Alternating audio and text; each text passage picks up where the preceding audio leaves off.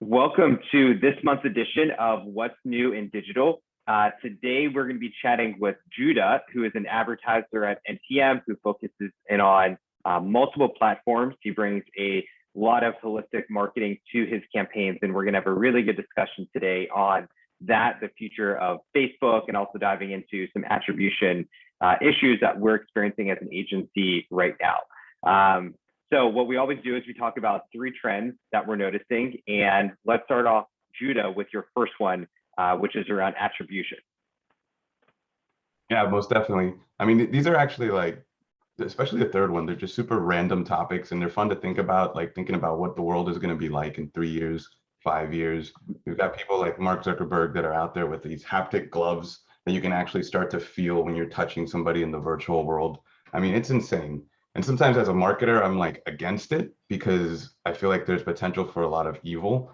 But at the same time, as a marketer, I'm excited because there's a potential to just basically like pick the people that you want to get your stuff in front of, grab them and be like, hey, I've got this really cool thing. I would like for you to hear about it. If it interests you, do this or do that, and bring them down through like some kind of funnel process.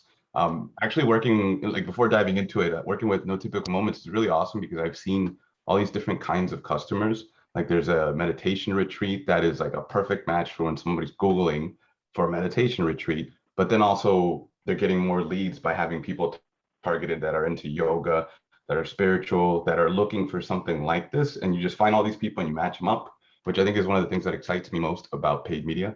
But going back to that first trend, which is essentially like just making sure that you're not just using a platform like Facebook, just that, to get clear as to whether you're getting more sales or less sales from whatever it is you're doing. Like setting up KPIs, setting up measurements, setting up goals, all these things are super important. I think what happens a lot of times is that people don't think about the, like, I forget if they're called the trailing or leading indicators, but there's like a certain kind of metric that you can measure that'll give you an idea of how interested people are. So like, for example, with Google Analytics, you can set up goals for like how much time you spend on a website. You can set up goals that capture people that spend that are there for like more than 5 pages. You can even set up in Google Tag Manager something that'll track how far down people scroll. And then you can create goals about events that determine like the people that went 50% down to your page or the people that went to like a specific section. I mean, you can get very methodical with this stuff. But I think it's really important to do that. And I think people are going to be doing it more and more, just because sometimes it's hard to look at your platform, especially ever since like the Apple iOS 15 update. It's like hard to go into your Facebook account and feel that pain where you're like, we spent $1,500 or $500 and we're not seeing more than like 4 sales. But then if you look in your Google Analytics account, if you have like goals set up, if you have your traffic segmented, you can actually notice that after April 14th, everything started going up or everything started going down. And you can infer from that many times whether there's been a major increase in sales. And if that information is like enough to give you like 90% certainty, that's way better than 10% certainty, which is what a lot of people seem to be operating.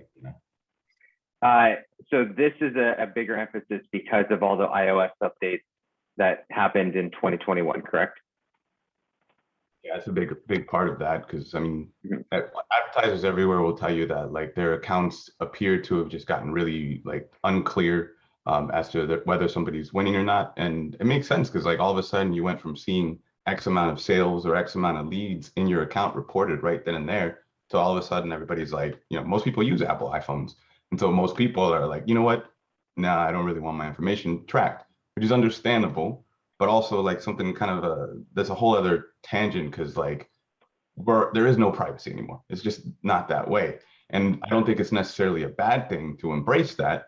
But I also can see like a potential for evil when it comes to any tool we use, And I don't know, maybe diving into the second trend because we're talking about like tools and like depending on like that whole saying like guns don't kill people, people kill people type of saying, like not going into gun laws, but just saying that like there's one way to look at this, which is like it's got the potential for good and it's got the potential for evil. And like which one we're going to focus on, that depends on all sorts of stuff. But anyways, so I think another trend that's going to be super interesting and something that I'm noticing a lot amongst fellow advertisers is people that don't just specialize in one tool, just one thing.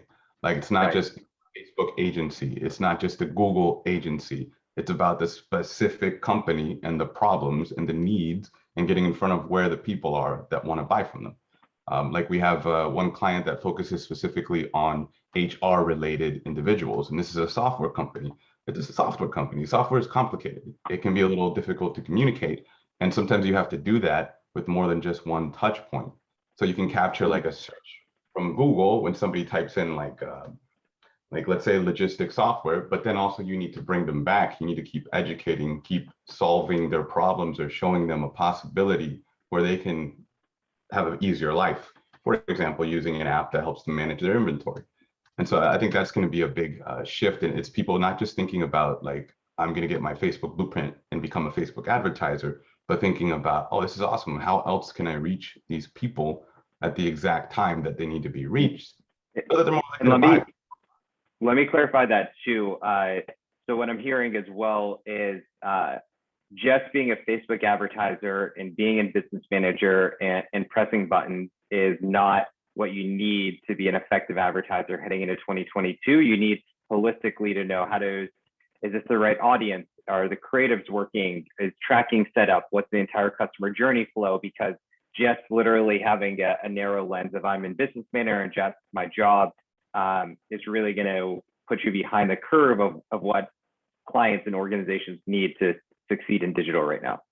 Well, not 100%. And even like job security. This is something I was bringing up with some friends about a year and a half ago, because like, if you look at what Facebook is doing, Facebook is making it easier for most people to advertise, meaning Facebook is making it easier for most people to hit the buttons and set up the campaigns and wait and then look at the information and then decide from there.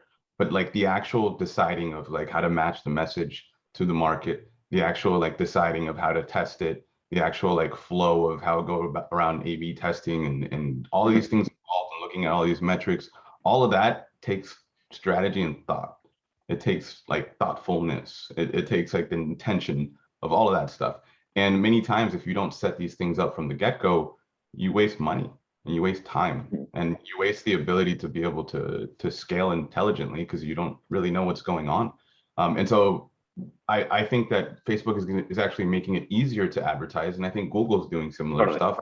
Automation is more normal. So from a standpoint of job security, or if you have clients, like I look at it as like, I don't want to be the best button lever pusher.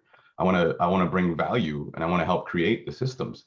And so I think that's going to be like a shift in thinking. It's already happening, but I think it's going to be more and more noticeable, especially with like remote life, access to talent from anywhere in the world.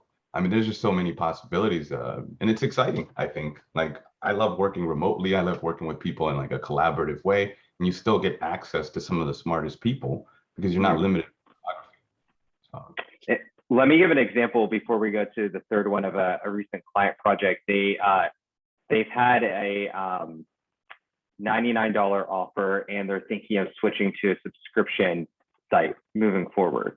So what we needed to do as an agency was actually give them the strategy and the financial analysis of, is this actually going to be more profitable for you versus just hearing we're switching to a subscription site and just going in Facebook and changing the campaigns. And then subsequently, after we did the financial analysis, which we're still going through, it's then also now, okay, these are the creatives we're going to need to deploy to actually make a subscription site available. And you have the ability to produce video content. We need these new copy, these design images launched. So it's a lot more of not being what I'll call like a yes man and really giving you that strategic analysis to say, is this going to work? And we get that all the time too, of clients would just ask us like, well, do you think this is the right price point?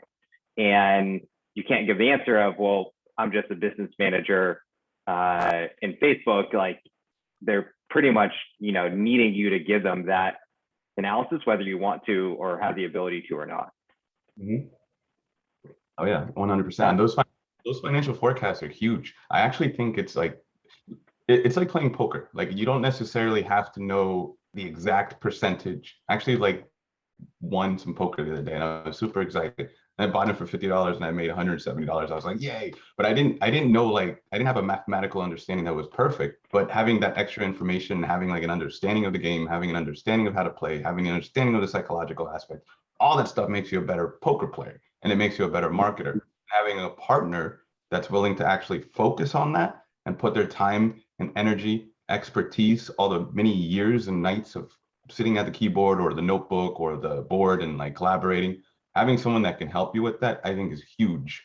And I think it's a huge opportunity that clients with NTM get, because it's not just the expertise of like the technical stuff, but it's the strategic thought, it's the intention, it's the vision, and even like understanding. I think this is huge. Understanding what you as the client actually want to be known as, or what to communicate to people, or like how you want your presence as a company, and actually showing that through advertisements is a big deal. And sometimes it takes a little bit of thought, or a lot of thought and intention, creative, a lot of different things to make that happen. Well, let's go into our last note, which is around Meta. So most people, I'm sure, are aware of Facebook's name change. If you've logged into Facebook or Instagram or WhatsApp recently, you see the little new logo. So tell us at a high level, Judah, what's going on with Meta and where you see the future of Facebook potentially going if you put on your crystal ball. Yeah, I mean, talking about creative, like that's going to be interesting. Like what's advertising going to be like 5 years from now or 3 years from now, when I'm like logged into my glasses and I'm like in some treadmill? Maybe that's 10 years from now, but how will ads be shown to me then? Whereas now I have a conversation with somebody about like a pair of shoes, and Facebook can actually target people that are talking about Cole Haan. Is that going to be an experience where like you're going to be in a virtual meeting somewhere, or you're going to be like walking to go do something cool, and then you're seeing like an actual little booth in front of you that offers you to buy something, and then like you can actually purchase it and it's linked into the real world to your Amazon account, and then they send it to you and you get it the next day? Like it's crazy. Like think about what that world. And you can touch it with the glove. If it's something you feel like a shoe, you could physically touch it in the VR and then get ads. I mean, who knows what it's going to look like, but that's such a interesting. Probably at some point they've done some stuff where you can, I heard about this years ago, I don't know all the details, but you could actually smell something that's in California. There's like a machine, there's an actual machine where you can smell stuff. So I don't know if it like imitates the smell. I don't think it's the actual, who knows, but like how fast technology moves and how things change. I mean, it's a little scary, but also has a potential for some pretty cool stuff. There's a department at Facebook called the Oculus Rift department, and Mark Zuckerberg is a huge fan of this book called Ready Player One. It was made into a movie with Steven Spielberg. It's a good movie too. The book is awesome, and he requests that everyone that works in that department, last I heard when I read this a couple years ago, he requests that they read the book, and he just changed the name of Facebook to Meta. And there's, I'm sure, all sorts of reasons that are even like to do with like corporations and like liabilities and things like that, but they just changed the direction of the company. And this guy who's the head of Facebook, who's making everyone else read this book, is basically creating that vision and making it into reality. It's like, it's being called Web 3.0. There was an interview with Gary Vaynerchuk and Mark Zuckerberg where they were talking about some of these things, and it's just interesting. That. Yeah, it was good. It was a good interview. And even another topic that's going to be interesting that I don't know very much about. Well, two of these things that I don't know very much about, but a lot of my friends do, are NFTs, which I think is ridiculous, but doesn't matter if I think it's ridiculous. Money moves where money moves. And then there's also blockchain technology, which that, like, I look at it with my limited knowledge as like the skeleton of a body. Like that blockchain technology can be a framework for all sorts of crazy stuff and all sorts of like fast moving, even like some dark web type of stuff. Like it can be a framework for like all sorts of good and all sorts of evil. But watching that will be interesting. And from the standpoint of marketers, like thinking about, okay, I can match someone's behavior, I can match somebody's interests, I can also match somebody's searches, I can match somebody's web browsing, and get in front of the type of people that are doing all of those things, depending on if you're using Google Display, YouTube, Facebook, Instagram, whatever. Like what's it going to be like to match the people then? I don't know. It's going to be pretty weird. but also could be very interesting. Like maybe you watch TV shows and it gets like locked into your account somehow. You're watching it in your VR glasses, and so now people know that you're a fan of True Blood. And Halloween comes along, and then you start seeing advertisements for like a gift set for True Blood or something crazy random like that, which I think is very likely that that's how some of this advertising is going to be. So it's going to be interesting to watch that unfold. Well, let's leave it at that rhetorical question. So Judah, thanks for hopping on and sharing your insight today. Of course, Andrew. Thank you.